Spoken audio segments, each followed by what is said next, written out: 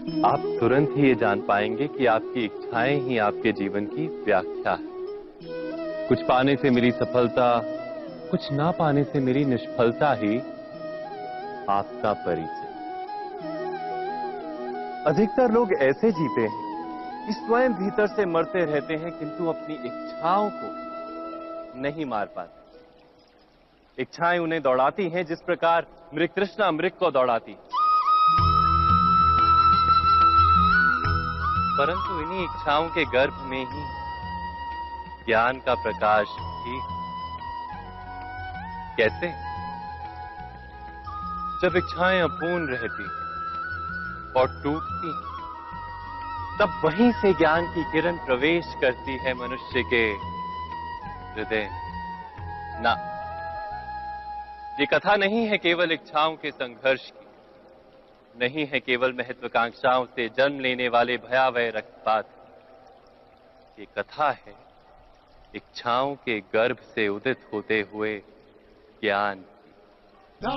वासुदेव कृष्ण, आप सभी को निमंत्रण देता हूं इस यात्रा पे चलने का, जो जीवन का मर्म सिखाएगी, मनुष्य का धर्म सिखाएगी, कीचड़ से उठकर कमल बनने का कर्म सिखाएगी।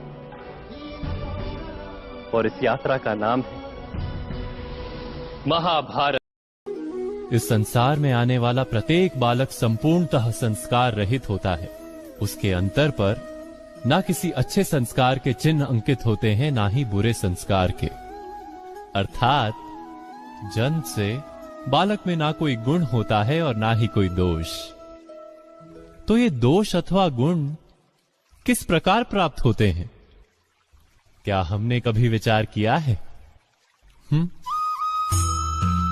जो बात माता पिता के मुख से निरंतर सुनी जाती है, वही बात उनकी संतानों के हृदय का संस्कार बनती है। जैसे किसी गांव में नदी तट तक एक पगडंडी बन जाती है केवल उस मार्ग पर बार बार चलने के कारण। अर्थात माता पिता के हृदय की इच्छाएं उनकी संतानों के हृदय का दोष अथवा गुण बनकर जन्म लेती है। क्या ये सत्य नहीं? पर फिर भी जब उनकी संतानों में कोई दोष दिखाई देता है, तो माता पिता आश्चर्य और दुख से भर जाते हैं। माता पिता का हृदय ये प्रश्न करता है कि उनकी संतानों में ये कुसंस्कार आए कहां से। सत्य तो यही है कि माता पिता अपनी संतानों को अनजाने में ही कुसंस्कार के बीज दे देते हैं, जो उनके संतानों की हृदय भूमि पर कुसंस्कार का वृक्ष बनकर उगता है। अर्थात अपनी संतानों को सुसंस्कारी और धर्ममय बनाने की आशा रखने वाले प्रत्येक माता पिता को प्रथम अपने हृदय की इच्छाओं पर अंकुश रखना क्या अनिवार्य नहीं? पिता सदा ही अपने संतान के सुख की कामना करते हैं, उनके भविष्य की चिंता करते रहते हैं। इसी कारणवश सदा ही अपने संतानों के भविष्य का मार्ग स्वयं निश्चित करने का प्रयत्न करते रहते हैं।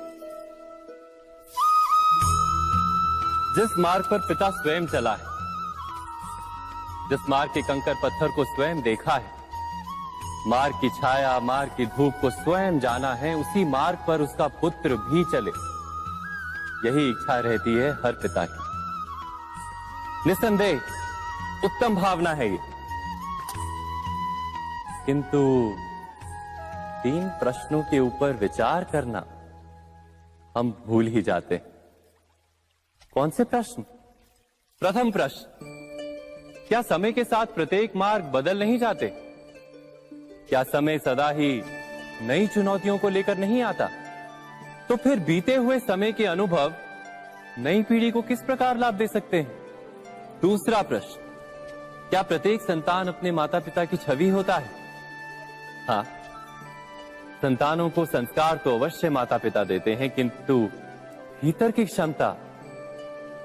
क्षमता तो ईश्वर देते हैं। तो जिस मार्ग पर पिता को सफलता मिली है, विश्वास है कि उसी मार्ग पर उसकी संतानों को भी सफलता और सुख प्राप्त होगा। तीसरा प्रश्न, क्या जीवन के संघर्ष और चुनौतियां लाभकारी नहीं होती? क्या प्रत्येक नया प्रश्न एक नए उत्तर का द्वार नहीं खोलता? तो फिर संतानों को नए नए प्रश्नों, संघर्षों और चुनौतियों से दूर रखना, ये उनके लिए लाभ करना कहलाएगा या हानि पहुंचाना? अर्थात जिस प्रकार संतान के भविष्य का निर्माण करने के बदले उसके चरित्र का निर्माण करना श्रेष्ठ है, वैसे ही संतानों के जीवन का मार्ग निश्चित करने के बदले उन्हें नए संघर्षों के साथ जूझने के लिए मनोबल व ज्ञान देना अधिक लाभदायक नहीं होगा? स्वयं विचार कीजिए।